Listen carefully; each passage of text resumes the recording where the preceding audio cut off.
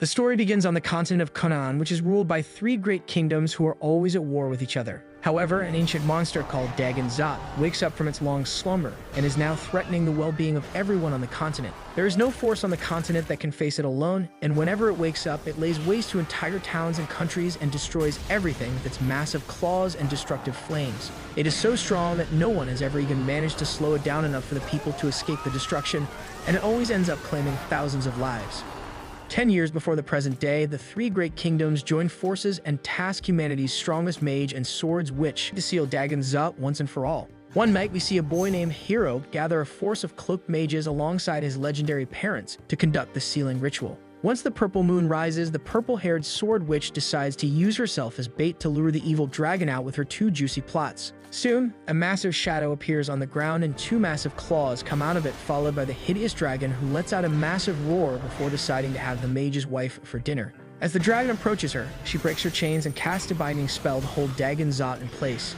Taking this chance, the mages around her cast a massive barrier spell, led by her husband, Barrow, and their son, Hyro, who joins in with a magical mirror, and they all begin the ritual to seal the ancient dragon.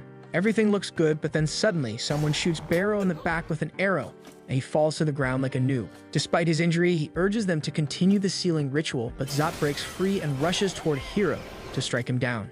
To save his son, the Barrow casts a powerful spell that drives the dragon back in pain, leaving a massive scar across his chest.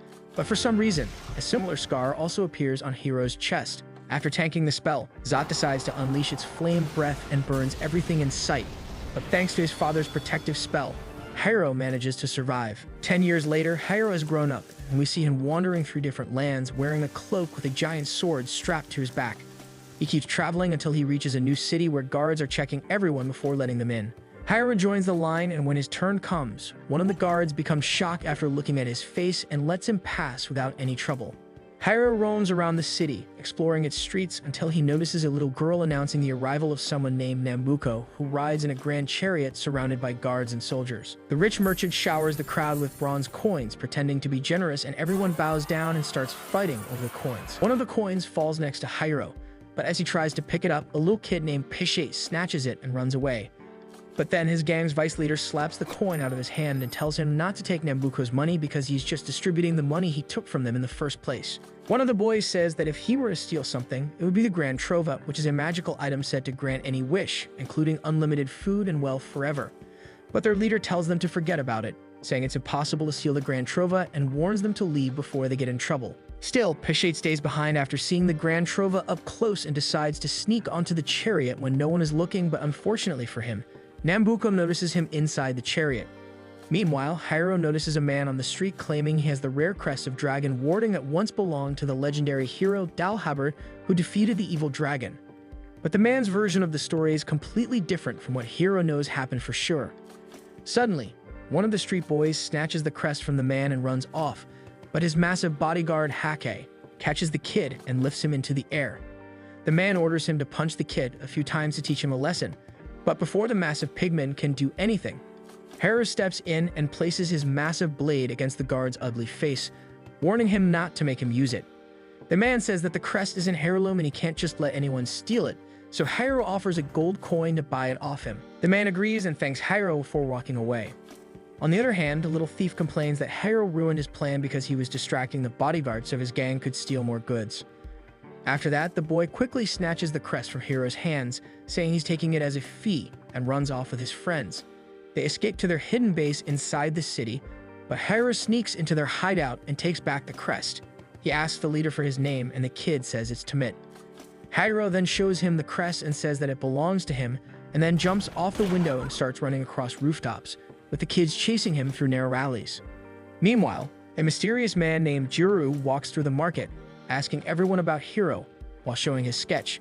His partner Palupa says that this is most likely the first city Hero will come to because he took a whole month's worth of expenses before running away.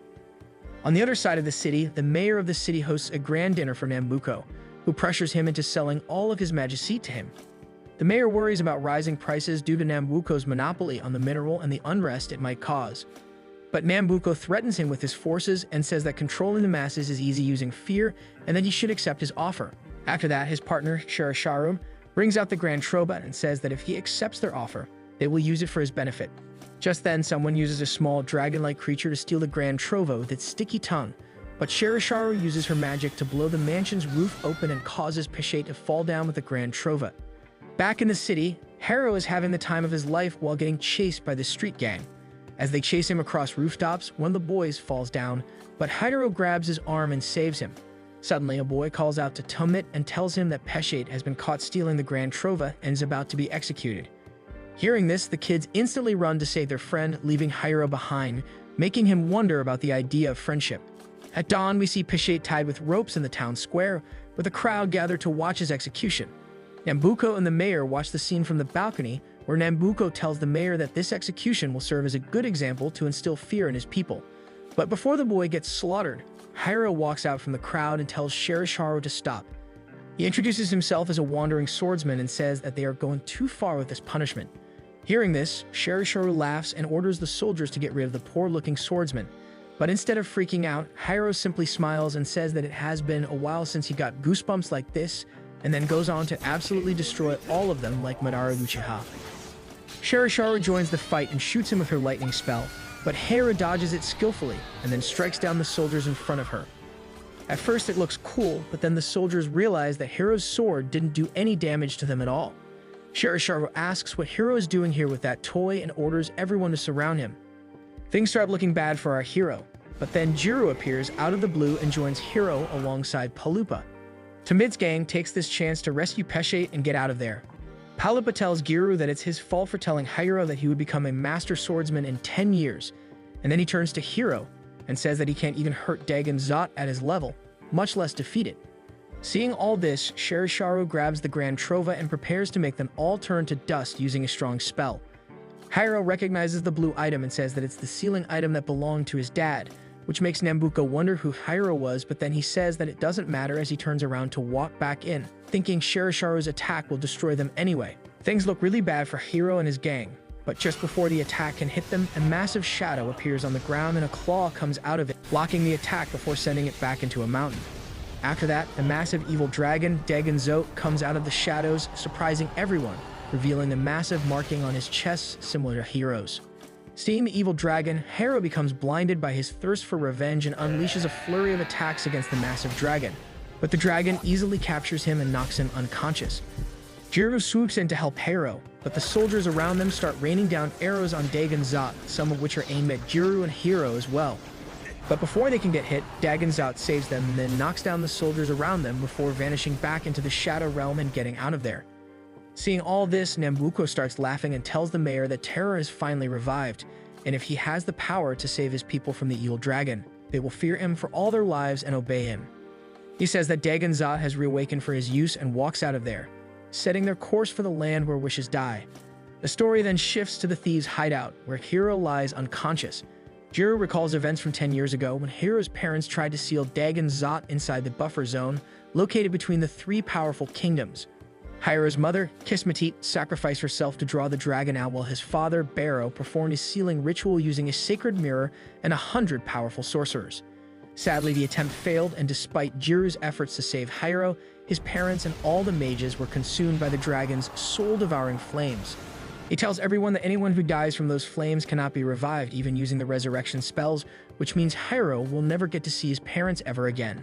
Just then, Hiro regains consciousness while saying Dagon Zot's name out of a nightmare. He immediately talks about finding the dragon and taking revenge. Tomit says that he's surely not dumb enough to think that he can defeat the legendary dragon, but Hiro says that he has been training for the past 10 years for this exact moment. Tomit underestimates Hiro's strength, but he says that if he gets serious, his real strength is different from what they saw today.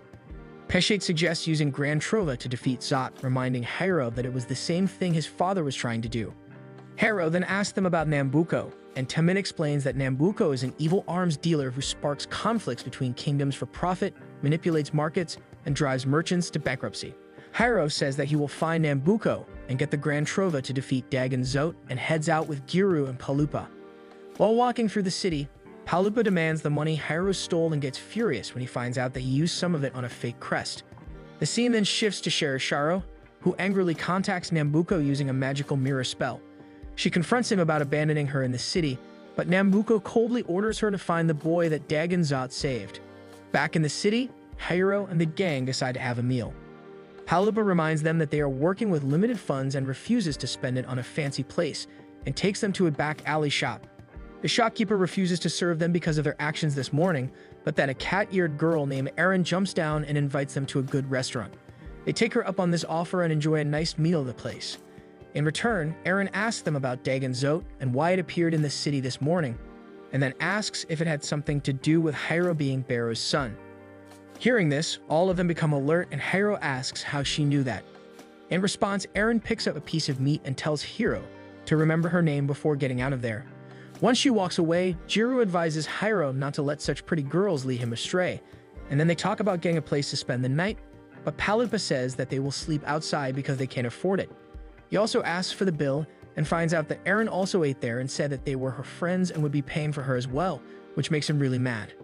Later that night, Hiro leads everyone back to Tumit's hideout and asks them to let them spend the night there. At first, Tumit refuses, but Peshet says that they saved his life and asks Tumit to let them stay the night. The next morning, Tumit questions Hiro about his plan, but Jiro refuses to let him go immediately.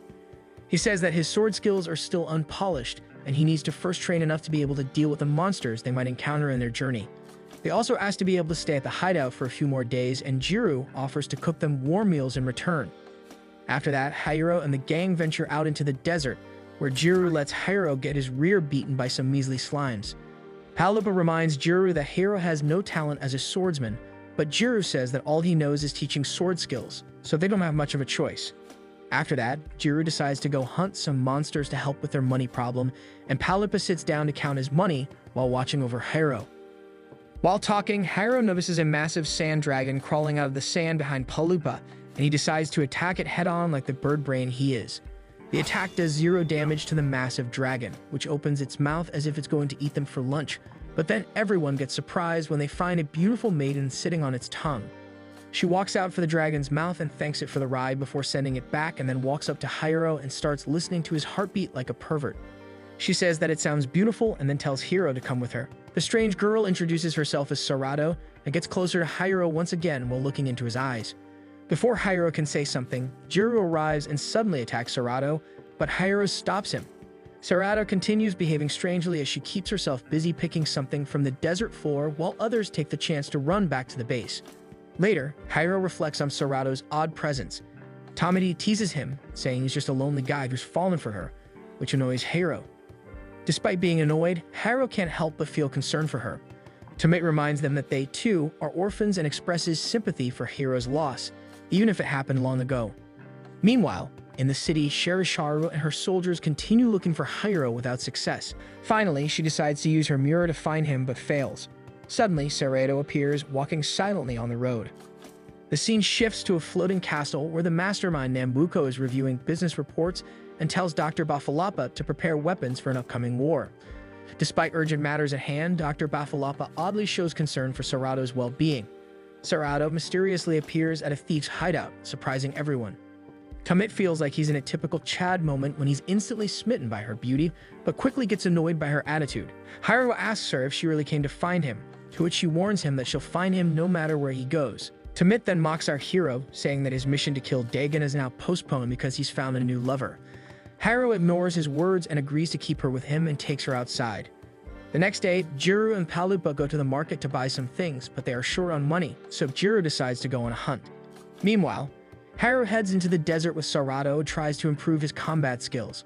Once again, Hiro faces slimes but struggles as before. Suddenly, a wolf attacks them, and in a desperate attempt to impress Serato, Hiro bravely attacks it but quickly gets defeated. Just as the wolf turns towards Serato, our hero gathers his last bit of strength to protect her. To his surprise, Serato remains calm when the wolf mysteriously collapses beside her. Serato admits she had dozed off right before the wolf's attack. After seeing Hiro's shoulder wound, she easily heals him with her magic, which leaves him stunned. Later, Hiro manages to sell the wolf for a gold coin but complains about how little he earned. His mood changes when he sees a man being dragged away and forced into labor at a magical stone mine. Unable to stand the injustice, Hiro asks Serato to wait and steps in to confront the soldiers, demanding they release the man. But all he gets in return is a quick beating, and he ends up getting captured himself. Now sitting next to the man he tried to save, Hiro learns the horrifying truth that those sent into the mines never return. This motivates him to come up with a plan. Using his fake badge, he attempts to help the man escape. Meanwhile, Shirashiro becomes frustrated as her magical mirror stops working. She learns about Hiro's capture in the castle and immediately prepares to take action. In a dimly lit alley, Tomit tries to find Hiro's location, but unexpectedly Serato appears behind him, asking about Hiro. Meanwhile, stupid Hiro is still making failed attempts at escaping. Back at the palace, the city's ruler explodes in anger, cursing Nambuko. He opens his locker and learns that his ledger has vanished from its place. As he turns back, he sees Tomit sitting on his chair, threatening to expose his secrets. He put a condition to free Hiro and the mine slaves if he wants to get his ledger back. Just then, royal guards attack Serato, but luckily Jiro and Palupa arrive just in time and rescue her. They secure the ledger to trade for hostages. The next day, Hiro and all the prisoners are released from jail. However, Shirashiro continues to follow him and becomes increasingly frustrated upon hearing about his release. Meanwhile, Hiro is happy to see the prisoners reunite with their families and remembers some memories with his own parents.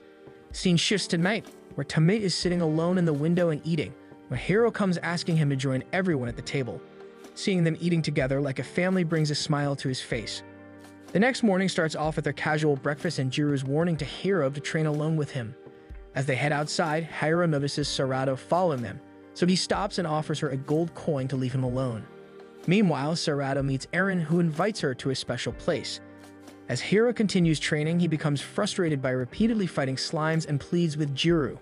On the other side, Serato goes to a hot spring with Eren, who reveals the rumors about the spring's healing powers and states it can heal wounds but can't revive the dead. Shirashiro secretly watches their conversation from a distance.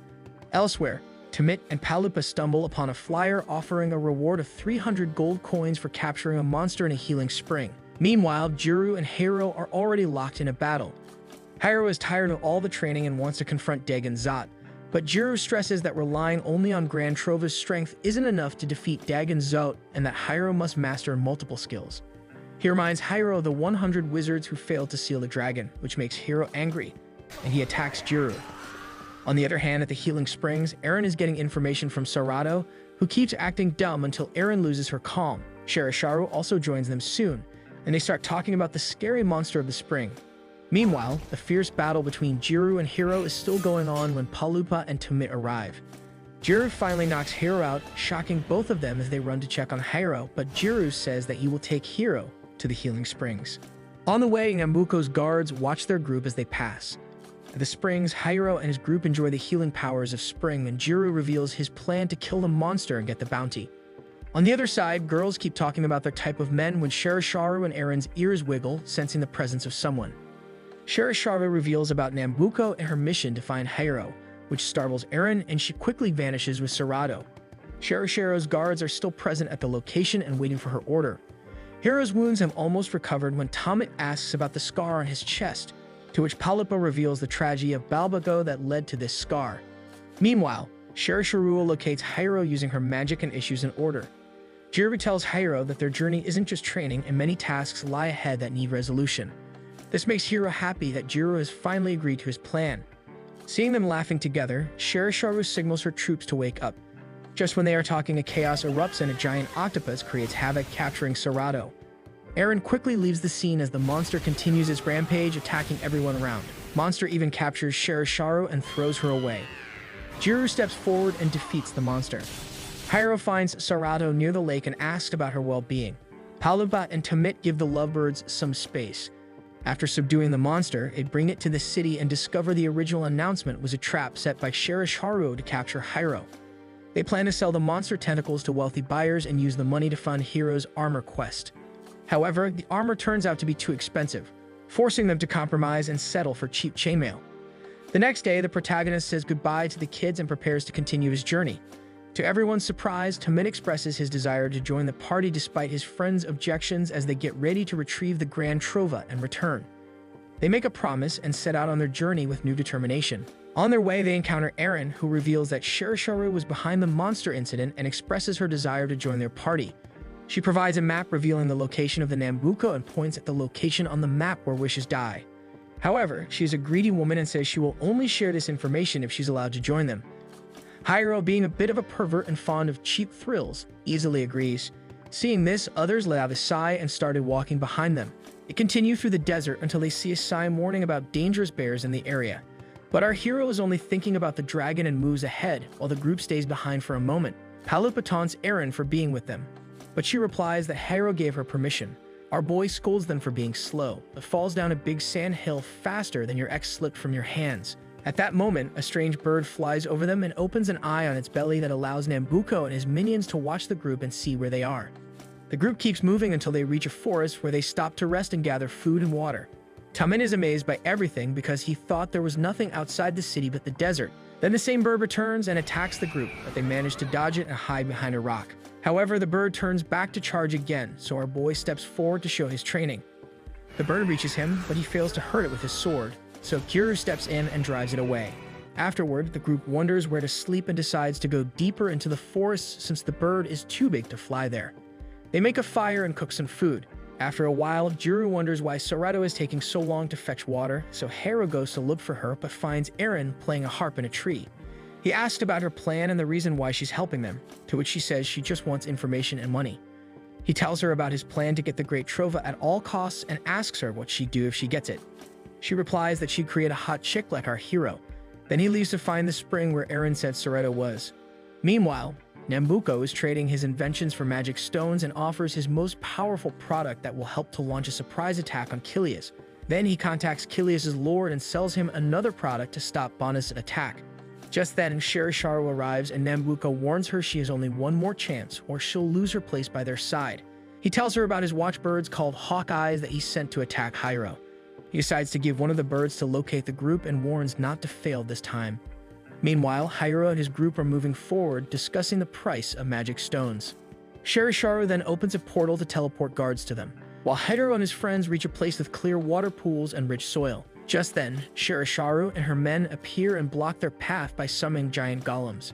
As she orders her soldiers and golems to start attacking, Jiro gets ready to face them, but before he can move, Hiro runs forward to attack them instead, but is quickly struck down by lightning and collapses just one step away from being roasted. Jiro rushes to help him along with the others. Then they realize Eren has run away like always.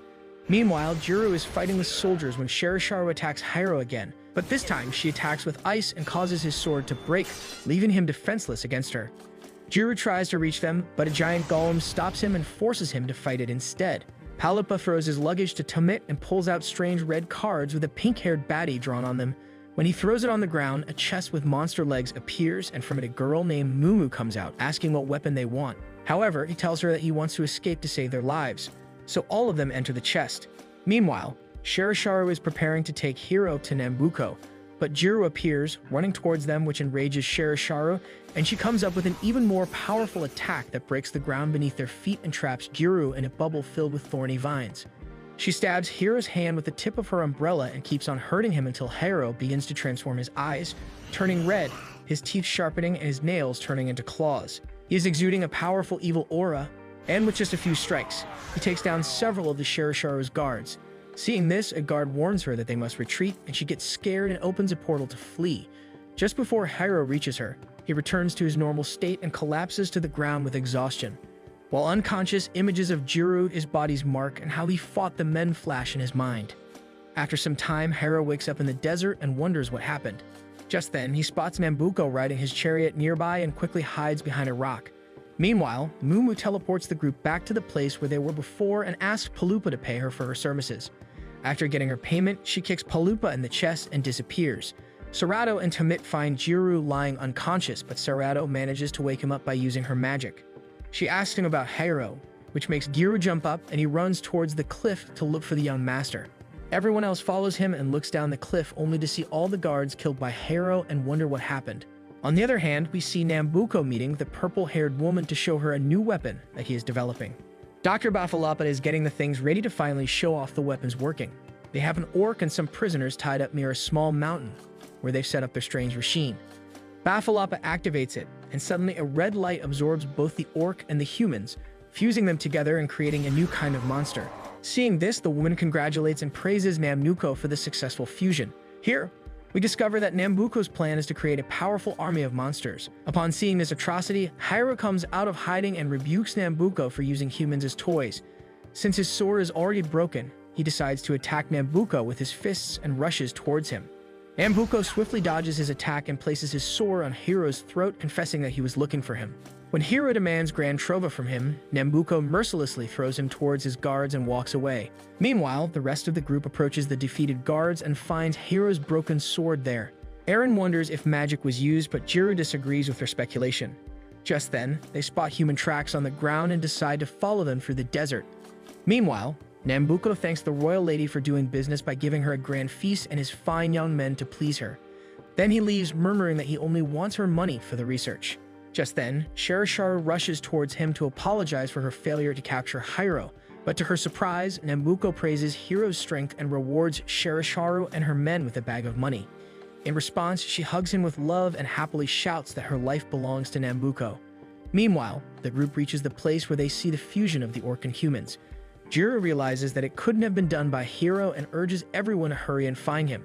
Just then, Hiro appears tied to a chair in a room, and soon after, Nambuko enters with a strange bag filled with weapons. He opens the bag, revealing all kinds of torture tools, mentioning that humans are vulnerable to pain, and he plans to use this as a tool until Hiro answers all his questions. Nambuko grabs his weapon and asks about Hiro's connection with Dagon Zot. Hiro questions the reason for his interest in the dragon, to which Nambuko reveals his plan is to generate money by causing chaos with Dagon Zot's reappearance. But just as he's about to make a cut on Hiro's arm to make him speak, they hear the royal woman's voice outside, complaining about one of the boys. Hearing this, Nambuko places the weapon down and leaves to handle the matter. Using this opportunity, Hiro loosens the rope on one foot and shakes it until the emblem he got in the city falls from his boot. He uses the emblem to cut the rope and frees himself. Meanwhile, Dr. Bafalapa detects Sarato's scent and follows it with a strange dog-like machine until he reaches Hiro. The doctor asks Hiro why he smells like Sarato, to which Hiro confirms he knows her. Bafalapa asks where she is, and Hiro says they recently separated, to which Doctor asks where they met. Scene shifts to Sherisharo, who is enjoying a bonfire and drinks with her men.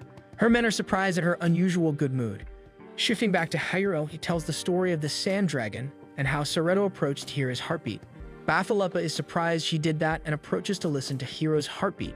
Suddenly, the old man becomes alarmed and tells him his heart doesn't belong to him. Meanwhile, Hiro sets himself free from ropes and attacks Bafalapa, but he remains calm and keeps talking about Hiro's heart, believing it's destiny that he and Sarato met. Bafalapa tells Hiro to protect Sarato, and he replies that he's trapped and will be tortured if he doesn't escape. The doctor then gives him a strange potion, instructing him to drink it and think of Sarato. Upon drinking it, Hiro begins to float in a purple aura and vanishes. As he disappears, the old man says he hopes he meets Master Theo someday. Moments later, Hiro falls from the sky in front of his group, who are watching Nambuko's camp from a distance. Hiro urges them to leave instantly before anyone finds them. Nambuko finds Bafalapa sitting in the chair in place of Hiro and asks what he did with the boy. Bafalapa admits he let him go because, like him, he lives for Sarato. Nambuko asks if he hadn't already discarded that thing. Bafalapa responds that if Nambuko wants, he can kill him, but warns that he still has much work to do. Nambuko says once Bafalapa finishes the project, he'll pay the price for what he did and leaves while questioning what Hiro will think when he learns the truth about Sarato. After this, Hiro's group takes refuge in a cave located in one of the abandoned magical stone quarries. There, the protagonist recounts what happened, and Sarato tells him he smells like Dr. Bafalapa, whom she calls Dad. Then Jiro approaches and says that he is worried about Dr. Bafalapa's words that Hiro's heart is not his own. He recalls how Dagon Zot protected him in the city and wonders if Hiro's heartbeat and scar have some connection with the dragon. The reason he did so is that their hearts might have switched and Dagon Zot was protecting his heart in Hiro. He continues explaining that perhaps Barrow swapped his son's heart with that of the dragon's 10 years ago as a desperate measure, and that is why Hiro was able to awaken strange powers in moments of fear and pain. He reveals that those powers were hidden in Zot's heart and calls his transformation the dragon form. But Hiro only asks if that means he must die to kill Dagon Zot. Jiro replies that this is something they cannot know for sure, and Hiro walks away frustrated by the idea of having to face his own death to complete his revenge. Jiro and Palupa follow him, and Eren tries to do the same, but Tumit tells her it's not right to spy on him and that it's something private. Meanwhile, Sherisharo is playing with a monster called Yellow Dog, given to her by Nambuko, and she commands it to find Hiro. Suddenly, red eyes emerge from the dog's fur and fly off in search of their target. Sherisharo bids them farewell. Back with Hiro, he's sitting on the edge of a cliff when Jiro and Palupa show up. Palupa approaches and tells him he was adorable as a child, even if now he's just a troubled young man. He reminds him of how he used to curl up in a ball when he was scolded for breaking. Palupa continues saying Hiro always did that when he felt bad, like during his parents' funeral or when training with Jiro, and things went wrong. Hiro asks where Palupa is going with all this, and he explains that Jiro used to study magic at night after training him, and he spent 10 years learning magic from scratch to understand what Barrow risked to save his son and to take care of him. Palupa says they must protect him and will always be with him. Hiro asks if they'll stay with him until he gets the Grand Trova. He then decides that if he obtains his father's treasure, he might be able to exchange his heart with the dragons and save himself. After that, the group reunites and continues their journey, although Eren disappears again. While walking, Sarado hears Hiro's heartbeat, to which Palupa says it's impossible, but she insists she hears it. Tamit uses the moment to ask if Hiro can use his dragon form at will, but Hiro refuses. Meanwhile, one of Sherasharo's spine eyes follows the group and shows her their location. She then sets out to find him with her soldier. Shortly after, the group reaches a town that has been destroyed, with no trace of its former inhabitants. They decide to settle there for a while to take a break. Upon approaching, they find a ruined well covered in claw marks. Jiro suddenly has a horrible vision from his past and decides they must investigate before staying. As they move between the buildings, he sees a memory from when he was a child, revealing his tragic past. His parents were an ogre and a human, and when the other ogres saw a human woman in their home, they blamed her for everything being destroyed by humans and decided to hang them both for betraying their kind. Before dying, Jiro's father tells his hidden son that a true hero never ignores a good deed. Meanwhile, in the present, Tamit enters one of the houses to investigate and finds several corpses. Just then, his eyes caught a glimpse of two red eyes glaring at him. Meanwhile, Jiro is still lost in the past and recalls how he escaped, collapsed, and was eventually found by Hiro's father, who brings him to his family. Back in the present, Tamit runs out terrified after realizing the killer is still inside and yells for the others to flee. Behind him appears another orc-human fusion chasing him. Hiro explains it's another of Nambuko's experiments. Jiro tries to protect Hiro with his large sword, but fails to land the hit due to his injured state. Hiro tries to stop Jiro, but he once again launches an attack on the monster, and this time is thrown away like a rag doll. The enemy goes after Hiro, who tries to activate his dragon form but fails after much effort. Monster once again rushes to attack Hiro, but this time Jiro manages to land a cut on the monster's side. Elsewhere, Eren meets with Sherasharo to give more information to Nambuko, but they leave poor Sherasharo outside and close the door. Alone with him, she reveals that Hiro is Barrow's son and has the dragon's heart inside him. Nambuko distrusts Eren and asks why she's telling him this. She responds that she wants her reward for being a good girl and giving him useful information. To thank her, Nambuko gives her an item called Alshina and tells her that if Hiro is Barrow's son, he will come for the Grand Trova. Nambuko then calls Sherasharo into the room as Eren leaves. He asks her to kill Hiro and she instantly agrees. Later, Eren uses the silver given to her by Nambuko and arrives at the village where the group is staying. The group stops at Rukano, which is a station where various roads intersect, and there are a number of shops. Hiro wants to buy a sword, but Palupa warns it must be cheap since they have little money and a long journey ahead. They reach an inn where they plan to stay a while, though they'll have to cook and eat in their room to save money. Hiro tries several swords in the shop until Jiro finds a shorter and lighter blade that suits him better. The protagonist excitedly swings it, showing it to Sarado, who admits it's a little scary, but he decides to take it anyway. Ornament and stops in front of the shop. The seller tries to convince them to buy it and even offers them a discount, but it's too expensive. So Sarado shows Hiro the coin he gave her and says she liked that shiny stone very much, so there's no need to buy her anything. They leave the store and meet up with Jiro. Meanwhile, Eren goes to a weapon shop and buys 5 enchanted arrows with magical tails capable of easily taking down a large monster. That night, the group gathers for dinner and discusses what Bafalapa said about Master Theo, where Hiro discovers that Theo was his father's doctor. Sarado explains that she knows him and they're friends, which shocks everyone. Tamit suggests meeting Theo to get more information. With that, they all decide to look for the doctor starting tomorrow and head to their rooms to sleep while Sarado is still up in her room, holding the coin in her hand. Jiro and Hiro talk about the previous town, and Hiro asks why Jiro saved him, to which Jiro replies it's just his job. When he asks why he's not sleeping, Hiro says it's because he has a dragon inside and doesn't feel at ease. But that night, something strange begins. A shadow in the city starts to stir and grow. The strange shadow moves again and attacks a cat sleeping nearby, leaving only its bell. Soon after, explosions are heard outside the inn, and the group rushes out to see what's happening. A dragon-shaped shadow is destroying houses and absorbing people it touches with its long limbs. Our protagonist runs towards the plaza to get a closer look at the shadow and wonders if it's Dagon Zot. Meanwhile, The shadow looms further and keeps on devouring the villagers. Hiro rushes to attack it, making Sarato and others concerned, but Jiro stops him. Just then, the shadow attacks Hiro, but Jiro pushes him aside and stabs the ground to stop it. The shadow dodges his attack and captures him instead. Sarato tries to help, but Tumit holds her back. She becomes more worried as she realizes that the creature is not Dagon Zot. Then Sherishiro appears beside Hiro, and we learn the monster is an invention of Nambuko made by Bafalapa and given to her. Meanwhile, Sarato and the group keep running to Hiro until an explosion occurs near them. Sherishiro orders the creature named Daku to eat Jiro while she aims the spiked tip of her umbrella at Hiro's heart. Bafalapa is relieved to see Sarato through a mirror. Nambuko, who is standing behind him, orders him to keep his eyes on Hiro. Bafalapa says they shouldn't kill him because he is Sarato's destiny.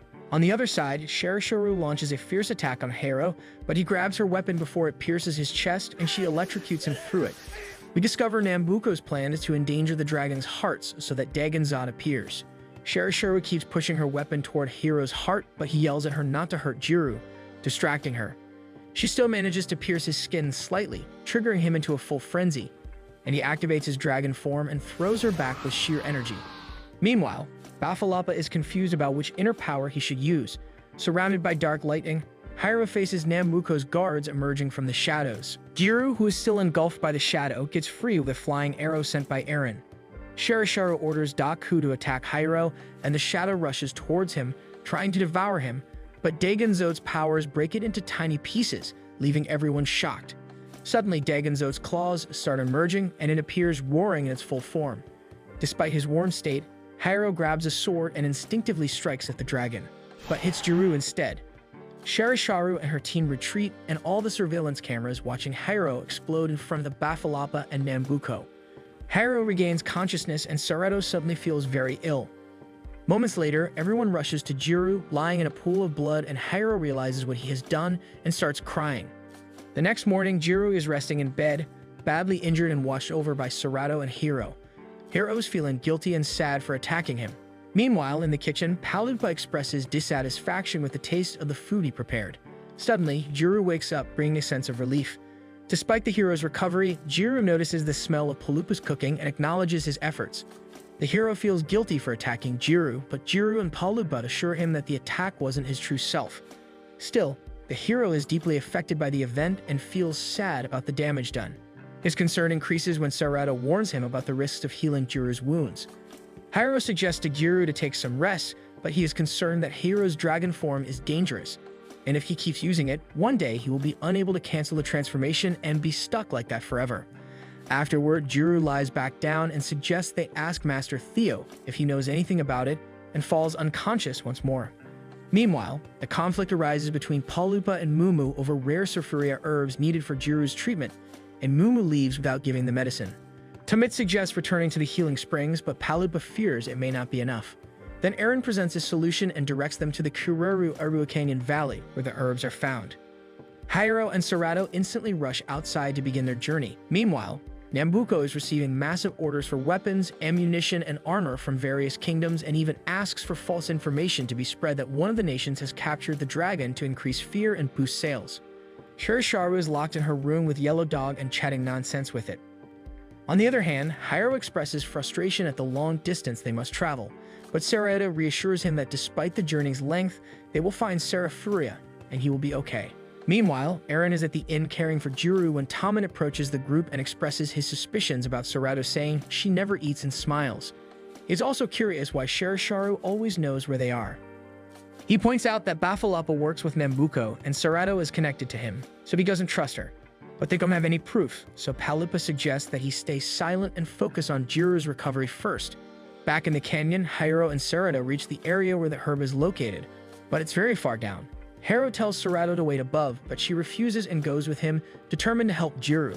After some time searching the canyon floor, they find nothing until a giant horned frog emerges from the tall grass and attacks them. Sarato pushes Hiro out of his reach, and they escape together, slipping on the ground as it starts to rain. Sarato then spots a mound of earth and sees the needed plant on top. The protagonist excitedly runs to climb up to retrieve it. Meanwhile, Tumit talks about the shadow attack on Hiro and wonders if Nambuko has ordered Sherishiro to capture him again. Eren reveals that this time he ordered her to kill Hiro and explains that she overheard Nambuko himself and that she was able to spy on Nambuko using an Alshina. She says maybe Nambuko wants to understand the relationship between Hiro and Dagon Zut, which finally makes sense to Palupa why they were all brought together. Back there, Hiro tries to pull the herb from the ground with all his strength, but fails. Suddenly, the ground begins to shake, and a huge turtle appears, and he realizes the mountain where the herb is growing is actually the turtle's shell. Meanwhile, Eren finally explains to the others why they must hurry and go to the land where wishes die if he wants to get Grand Trova to avenge his parents. She reveals the false rumors about Dagon Zot among the three kingdoms, which reminds Palupa of Nambuko's strategy to bring chaos and sell more and more weapons. Hiro is still struggling to get Serafuria, while the giant turtle has started walking, adding more to the chaos. Eren agrees with Palupa and explains that with the increase in demand for weapons, the prices of magic stones are also rising, and Nambuko is secretly controlling the price of the magic stones, so he's getting incredibly rich quickly. Hiro is still trying to get the plant, but slits from the top, falling again. Eren praises Hiro's resolve, but she is worried that if this continues, a war will break out across the continent, and it will be impossible to cross the battlefield to reach Nambuko. They must hurry to find the Great Trova to avenge their parents and end it all. When Palupa jokes about what she wants in return, she casually brushes it off. Eventually, Hiro manages to get the herb called Serafuria, but he falls from the turtle and Serato catches him in her arms. She laughs as she holds him, and as they descend, he tells her it's the first time he's ever seen her smile. Serato looks down for a moment, but then smiles again, and the two share a happy glance. Once they return home, the medicine made with Serafuria works and Jiru begins to recover. We then see Tamit using Eren's Alshina to communicate with Pishate, and is shocked to hear some strange news. Meanwhile, Jiru thanks Hiro for saving him, and Serato also admires his efforts. Just then, Tamit comes back in the room and returns Alshina to Eren, then shares the terrible news that in his city, people are being exploited to work in the mines. They are sent there to die and no food reaches them. He asks Eren if war occurs, what will be the fate of Linsakis? He starts crying and vows to get the Great Trova for them. Seeing him like this, Serato also sheds a tear.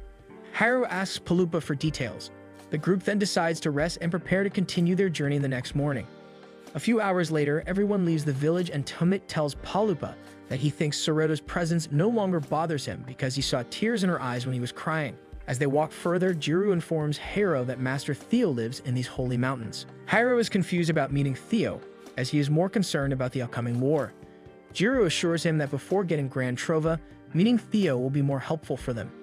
As they climb holy mountains, a strange old man with green hair and sharp ears appears floating next to the group of Jiru and Palupa, and they recognize him as Master Theo, who asks if they brought him any gift. But upon seeing Serato, he forgets about that and goes to hug her, since they know each other from before. Serato hugging Master Theo makes the hero annoyed and confused. A while later, the group arrives at a cave with Master Theo, who reveals that both Bafalapa and Bara were his students. With that, he heads inside with Serato, still complaining about not getting any presents. Inside the cave, they sit together, and Jiru tells him about Hiro's dragon form and their reason for coming there. Suddenly, Theo uses his soul-devouring flames, which are an imitation of Dagon Zod's flames, but they don't devour any soul. He reveals he is aware of Balbago, where countless souls were lost, the ground was scorched, and Dagon Zod's heart was replaced with Hiro. He asks Hiro about his feelings, to which he reveals his wish to avenge his parents before something happens to his body. Suddenly, Hiro confronts the Master, asking why he didn't do anything to save his parents and prevent the tragedy of that battle, but the wizard answers that just as one cannot stop Mother Nature, humans also cannot stop an evil dragon. Then the old man stands up and tells Hiro to come with him because they are going to practice magic, but it annoys Hiro since he is a swordsman, not a mage. But Jiru calms him down and tells him that he might be going to teach him some way to handle the dragon form. Before starting and training outside, the Master gets rid of Jiru and also of Tamit with the excuse that he needs water and meat, and Eren also leaves for a while. First, the Master asks Hiro about the terrain's level and tells him to take a step forward in a straight line. Next, he gives him a paper with Serato's face that he drew and asks Hiro to crumple and flatten it several times, although he doesn't understand why. Meanwhile, Eren listens from a distant hill with her Alshina to the latest war news, hearing that all the kingdoms have raised their flags, gathered their infantry, and cancelled all the training sessions. She gets concerned and concludes that war is very close to starting. After a while of training, the Paper Master orders Hiro to throw it away, but he refuses. Serato approaches Hiro and asks to see the drawing of her, and when he shows it to the Master, they both look at it strangely because of their relationship. Meanwhile, Jiru hunts a wild animal for meat and is on his way back to the cave. For the next test, Theo asks Hiro to choose a stone, and he does, so although Sarado takes the opportunity to show him the coin he gave her, he says that this is the stone he gave her. To that, the master replies that it's very pretty and suits her well. Then the old man tells Hiro to choose where he wants the stone to fall, and he does, but it doesn't fall where he would have liked. Still, the master corrects him and says that it's the exact place where it fell. At that moment, Hiro threatens the master with his sword, and Palupa scolds him, but finally the old man decides to train a little with the sword alongside him. The scene shifts to Sherishuru, who is sitting along with her yellow dog when her guard arrives asking about her well-being. Meanwhile, Theo stands in front of Hiro and grabs something invisible with his hands, which he calls the Koku Blade, and launches a slash towards Sarado's magical staff and hits it. He then explains that it is magic, even though he calls it a sword, and asks Hiro to try using it too. Hiro imitates the master and pretends to grab a kind of invisible sword and launches a slash in a straight line that ends up cutting a nearby rock. Hiro thinks this is a waste of time, but the master congratulates him, and they continue training for hours while the others do various tasks until night falls and everyone goes to rest after a long day full of activities. Meanwhile, Sherishuru is feeling very depressed and locked in her room when suddenly a guard enters and asks her to go to Nambuko. Jiro and Theo talk about Hiro and how much he resembles his father, Baro. He then tells Jiro that Hiro lacks the sword talent, to which Jiro agrees with him and reveals that even after 10 years, Hiro's swordsmanship skills are weak, but his desire to avenge his parents is strong, and that is the reason they are still on this journey. But after studying magic for years, he comes to know that Hiro has great potential for magic, and it's truly lucky since an ordinary person couldn't bear carrying a dragon's heart. The master continues telling Jiro about Hiro's power and warns him that he's very dangerous, explaining that when he launched the first invisible sword attack, the slash split without touching Sarado's staff and pierced the old man, almost forcing him to defend himself. He also reveals that Sarado and Hiro are part of a destined couple who must always remain united, which greatly surprises Jiro. Meanwhile, Sherishuru meets up with Mambuko, who hugs her happily and takes her somewhere else, leaving the remaining work to Bafalapa. The next morning, Hiro faces one of Theo's strange challenges again, but ends up getting angry and wants to quit. Hearing his complaining, everyone wakes up from sleep, asking about the matter. Just as Hiro is about to walk inside, Theo proposes a graduation exam and Hiro agrees, so he asks him to cut him with a Koku sword from where he's standing without moving. Annoyed because he believes he can't use magic, Hiro prepares and launches a slash, but apparently nothing happens. Still, the old man begins to complain dramatically, saying he's been hurt and declares that Hiro has graduated and can leave now. Everyone bids farewell to Theo and leaves the cave. As the group walks away, it's revealed that the old man actually protected himself from the powerful attack using defensive magic, and concludes that Baro, by replacing his son's heart with that of the dragon, managed to keep the power under control. Thus, the group's journey continues, passing through cities, rivers, and forests until they reach the Morty Desert, beyond which lies their destination. They stop there for some time, chatting about how long it will take to cross the desert. Hiro starts running through the desert when an enemy bird appears and Jiro finishes him with a sword slash. Tamit then wonders how the enemies always know their location, and at that moment, Aaron's Alshina device activates, and they hear Nambuko's voice asking for intel. Aaron is finally revealed to be a traitor, infiltrated in the group, and finds herself in serious trouble. She picks up Alshina from the ground, and the group asks her to explain. She doesn't deny anything and reveals that she's an informant for Nambuko. Jiro seriously considers killing Aaron and even points his sword at her for a second, but ultimately decides it would be pointless. Everyone looks at Aaron with disappointment and anger, and begins to walk away through the desert despite her warning that the path ahead is very harsh. We see Sherishuru is about to follow one of Nambuko's orders. When her guard tries to stop her, she replies that she's only going to fulfill Nambuko's wishes and asks Palupa to activate his invention. Suddenly, Sherishuru enters a sort of crystal capsule. Once she enters, Bafalapa activates the machine and the crystal capsules begin to glow, much to the astonishment of the guard. Back with Hiro, he and his group walk through the infernal desert, barely enduring the extreme heat. Meanwhile, we see that one of the kingdoms is preparing for the final battle among all nations. He is following the false information given by Nambuko. The king talks about his enemy kingdom, Amoria, where the king Alvarez has allied with the king of Ishilfine to bring chaos to the continent with the Dagon Zot. Therefore, King Caristo has decided to mobilize his troops to the neutral zone to save the people and put an end to everything. Once night falls, Hiro and his group camp in the middle of the desert, but they encounter more trouble because nights in such places are very cold, unlike the unbearable heat during the day. Palupa asks the distance to land where wishes die, and Jiro replies that they should prepare to spend 3 more nights in the desert. For a moment, we see that the kingdom of Street Amoria also believes that the other 2 kingdoms have allied to use the dragon, so he orders all his soldiers to go to Balbago and stop them at any cost. The next morning, the group continues walking through the desert and is nearly out of water. Suddenly, Palupa falls into a trap made by a giant sandworm called Jangalo. Just as the monster is about to eat him, Eren suddenly appears and throws down a rope to pull him out. Though she saves Palupa, Hiro is angry to see her and tells her to leave, but Eren warns them about the wrong way and shows them the body of a dead monster as a sign of danger. At the same time, the kingdom of Ishofin falls into Nambuko's trap, thinking two other kingdoms have teamed up. Back in the desert, a huge sandstorm hits and separates the group. Palupa wakes up next to Eren, who suggests looking for an oasis, while Jiru finds Tamit weak and alone. Hiro finds himself with Serato in the middle of the blazing desert. Palupa refuses Eren's help, but soon collapses from exhaustion and the next day wakes up feeling better thanks to her. Serato sees the condition of Hiro getting worse, so she gets up to find water and gives it to him just in time. The two groups slowly reunite at the oasis, where they help Tamit.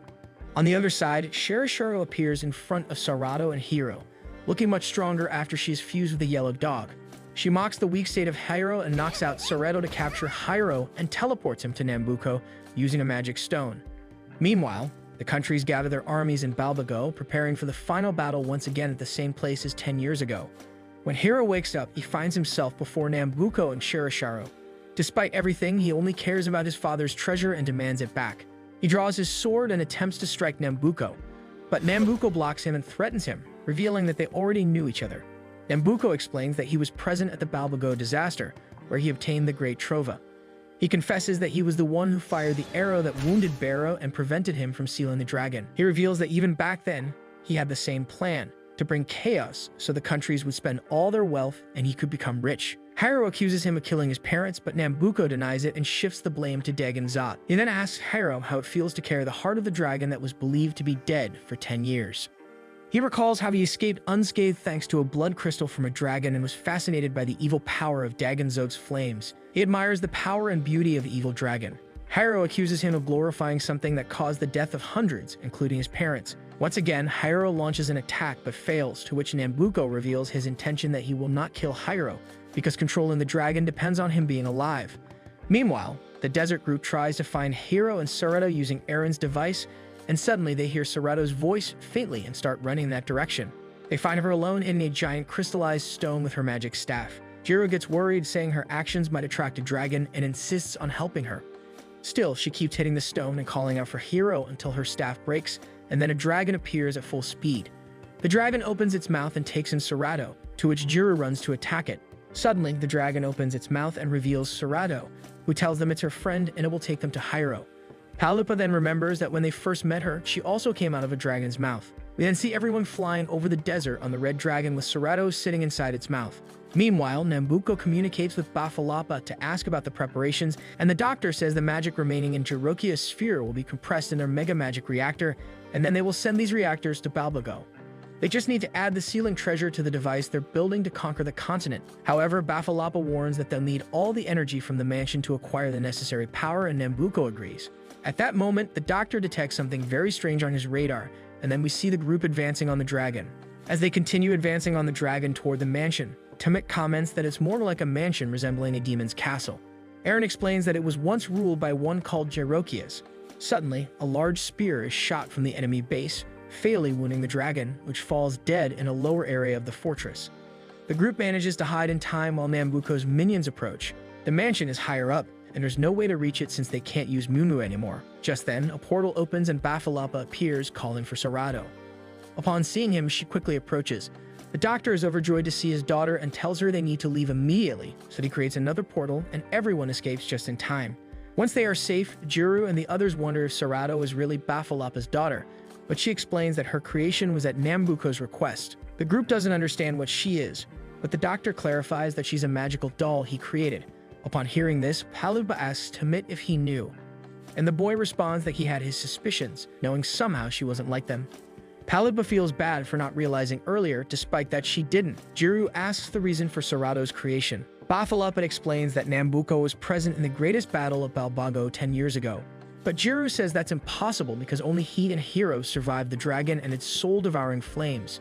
Bafalapa reveals that he survived thanks to the dragon's blood crystal formed with Dagon Zob's blood. He then recounts how Nambuko asked him to create the greatest warrior with those crystals, someone who could even fight in a place full of Borisol's flames. However, Bafalapa wasn't interested in that, so he created a masterpiece, and he reveals that the masterpiece is Sarado. She is full of beauty and kindness, although this enraged Nambuko, who ordered her to be discarded. The doctor pretended to destroy her, but in reality he let her escape to be free. Sarado then tells the doctor about meeting Hiro, to which he reveals that what attracted her was the sound of his heart. At this point, Jiro confesses that Hiro's heart was exchanged with Dagon Zot's heart 10 years ago. At that moment, Bafalapa realizes the connection between Hiro's heart and the crystal with which Sarado was created.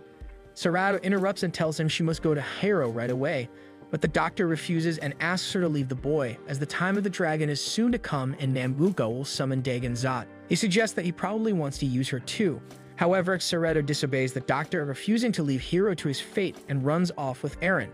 Upon seeing this, Bafalapa wonders if she has her own consciousness now, as she had never disobeyed him before, and asks the rest of the group to look after her.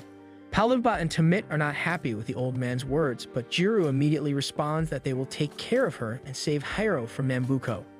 The group then arrives at a room with a giant stone, and suddenly Nambuko and Shirasharo appear holding Hiro. Sarado asks to take Hiro's place, but he refuses and explains that he needs both of them for his plan. At that moment, they threaten to harm Hiro, so Sarado walks toward them. Shirasharo then opens a portal and sends the three of them to Balbago. Jiro tries to stop them, but is blocked by Shirasharo, who tells him to fight with her. Once in Balbago, Nambuko forces Hiro to witness the place where his fate was forged 10 years ago. Suddenly, the solar eclipse begins and the soldiers of the kingdoms prepare for the worst, thinking it's the end of the world. Thus, the Hour of the Dragon starts, and the magical stones in Balbagoa, charged with the remaining energy of Jirokias, are finally activated. Shirasharo warns the group that there's nothing they can do and reveals Nambuko's true plan to gather the soldiers of the three nations to fuse them with Dagon Zot and create something even greater than the evil dragon. Suddenly, the sphere of Jirokias, where they are located, begins to close, to which Shirashari explains she is about to send its energy to Balbago. The group tells Shirasharo that everyone will die, but she replies that even Nambuko will die there. Then a screen appears to communicate with the whole sphere. Nambuko tells them he will use all the magic of their souls and thanks them for sacrificing themselves for his plan.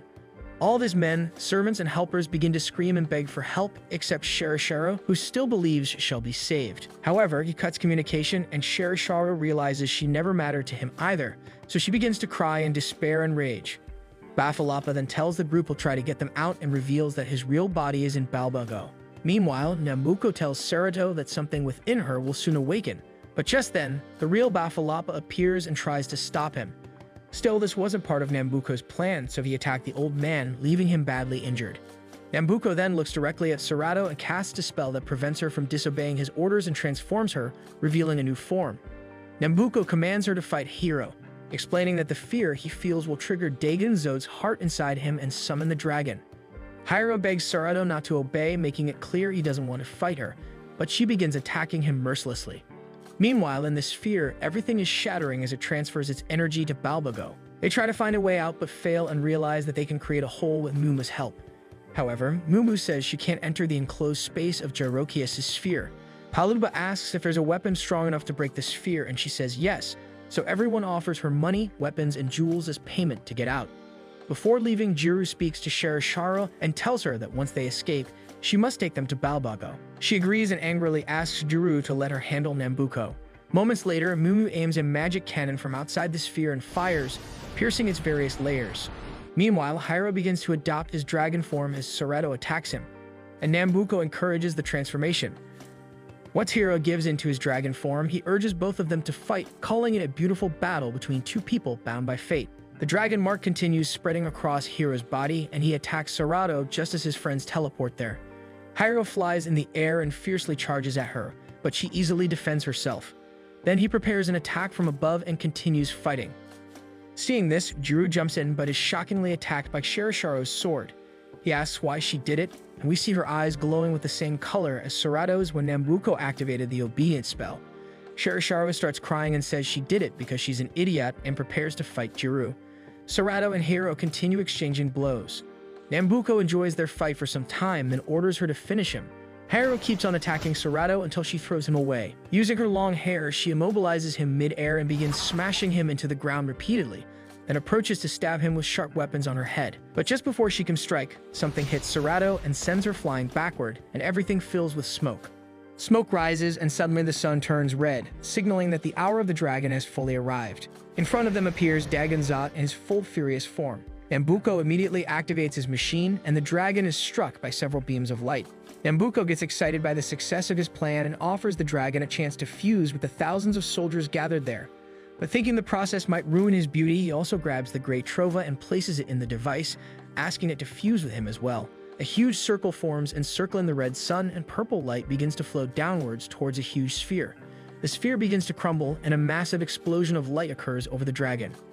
Seeing this, Nambuko starts walking towards the dragon and enters the glow of light. Sherisharo and Jiru try to reach Nambuko but fail, and a huge explosion occurs, throwing them away. Moments later, we see a red ball swirling around, revealing that Nambuko has successfully fused. Bafalapa barely gets back on his feet, and everyone else is terrified by what Nambuko has done. Nambuko detects Hiro's heartbeat and stops his incoming attack, and coldly tells him that even though he has the dragon's heart, he's still a weak human. He then begins beating him mid-air. Hiro sees visions of his parents calling to him and reminds him that he still has something to do. He grabs one of the dragon's claws and disintegrates it to free himself, but Nambuko catches him again. Meanwhile, Bafalapa gives orders to Hiro's group to shut down the reactors at once and remove the Great Trova from the machine so that the magical energy returns and the reactor in the earth where wishes die loses control. Serato finally wakes up and sees Hiro's sword nearby. At that moment, Nambuko prepares his next attack, and the soul-devouring flames start spreading. Bafalapa and the group rush to stop him and manage to reach and shut off the reactors just in time. The reactor crystals shatter instantly, and Nambuko loses the energy he was accumulating. Hiro returns to his senses and sees Talmit and Palupa grabbing the Great Trova near him. Still without the magic of Jirokias, Nambuko shows he has gathered flames in one of his arms and unleashes the attack, setting everything around them ablaze. Bafalapa runs to save his daughter. Smoke and destruction even reach the armies of the kingdom, but flames don't devour them. Once the flames and smoke dissipate, Nambuko sees that Serato has protected Hiro with her body, although the crystal on her chest is dimming. She offers him his sword back, but just then, Nambuko takes away the chest crystal from her, leaving her unconscious. Nambuko thinks he's safe since no one can stop the soul-devouring flames now, but Hiro slices off one of his arms with the sword and tells him he'll regret hurting Serato and killing his parents. He then charges again and stabs Nambuko, surprising him as no human was supposed to be able to hurt him. Nambuko crashes to the ground and Hiro rushes back to Serato, though she remains unconscious. Soon, the group joins them and Dagon Zot reemerges from Nambuko in his original form. Hiro leaves Serato with his friends and prepares to stab himself with the sword to destroy the dragon's heart. But he remembers Master Theo's training and asks Talmit to throw him the Great Trova. The boy obeys and Hiro catches it, summoning a new sword from the glowing sphere. He leaps into the air with the Trova in one hand and the sword in the other, the same Koku sword Theo once tried to teach him to use. With a clean cut, he exposes the monster's heart and uses the Trova to remove it. Jiru asks him to quickly exchange his own heart with the dragon's, but instead, Hiro rushes to Serato and gives her the dragon heart. Moments later, the heart begins to beat and Serato opens her eyes, happy to see him. Meanwhile, Dagon Zot fades away and the sky opens and Hiro and Serato gaze at each other with a smile.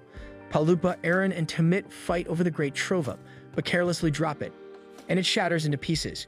Everyone panics until Jiru tells them that it wasn't the real one since the true Trova disappeared once its mission was fulfilled. Palupa scolds Jiru, asking how Hiro could use such powerful magic without the real Trova, and he explains that Hiro's power is so great that Master Theo had already noticed that he never needed the Trova. Meanwhile, Hiro's eyes fill with tears as he holds Serato, who asks why he's crying. He quickly brushes it off and then she asks about Bafalapa, but all that remains of him is part of his staff, since he was the one who stopped Nambuko's final attack, allowing Serato to save Hiro. Seeing the last remnant of her father, Serato hugs the piece of staff and cries. Soon the group realizes the armies are retreating and Aaron confesses it was her doing, and she informs the kings of each nation about Nambuko's true plan and the truth behind it, making the war unnecessary. At that moment, a portal opens and Mumu appears, happy to see them alive and is ready to collect what they owe her. A bit farther away, Sherisharu is seen crying, but some of Nambuko's former men find her. One soldier encourages her, saying they're finally free and that she's now even more attractive. She cheers up and decides to start a new life with them in her spectacular new body. Later, our protagonist and his group make a grave for Bafalapa in a field of flowers and grass. The group reminds Hiro that now his heart belongs to Serato, who smiles hearing its beat. The group then wonders what to do next, and Tamit says he wants to return to his friends. Harrow gives him the Dalibart emblem, believing Tamit needs it more. Palupa reminds everyone they need money to get back to the city, and while they figure that out, Harrow decides to continue training with the sword. Even though he's a better mage, he will always be a wandering swordsman.